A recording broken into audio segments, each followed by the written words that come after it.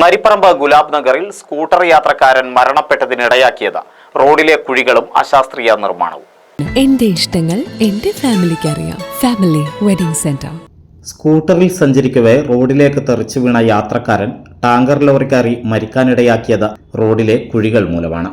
മാങ്ങാട്ടൂർ കാങ്കാലവളപ്പിൽ വേലായുധനാണ് കഴിഞ്ഞ ദിവസം ദാരുണമായി മരിച്ചത്. ഈ ഭാഗത്ത് വീതിയില്ലാത്ത റോഡിലെ അപകടക്കുഴികൾ നിരവധി അപകടങ്ങൾക്കാണ് ഇടയാക്കിയിരുന്നത്. പലപ്പോഴായി ഈ അപകടാവസ്ഥ ഈശ്വരമംഗലം സേവന സമിതി പ്രവർത്തകർ അധികൃതരെ അറിയിച്ചിരുന്നെങ്കിലും നടപടികൾ ഒന്നുമായില്ല.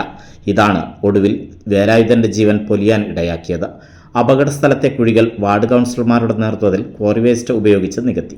ഇതൊരു വലിയൊരു അർജന്റ്. ഇവിടെ നിരന്തരം ഇവിടെ കുയിൽ ചാടിയിട്ട് ഇങ്ങനെ ചാടി വാഹനങ്ങൾ പോകുന്നതല്ലാതെ ഇവിടെയുള്ള ബന്ധപ്പെട്ട ആൾക്കാരോട് പറയാൻ സ്വീകരിക്കണ്ടേ. അതേപോലെ തന്നെ ഈ നടക്കുന്ന അങ്ങോട്ട് കനാൽ റോഡിലേക്ക് കയറുന്ന ആ റോഡ് ഒരു 6 വർക്ക് ചെയ്ത് ഒരു വർഷമായിട്ടില്ല. അപ്പോഴേക്കും വാട്ടർ അതോറിറ്റിൻ്റെ ആൾക്കാർ പൈപ്പ് ഇടാന്നാണ് ഇത് കുത്തി കയറി കൊണ്ടുപോയി.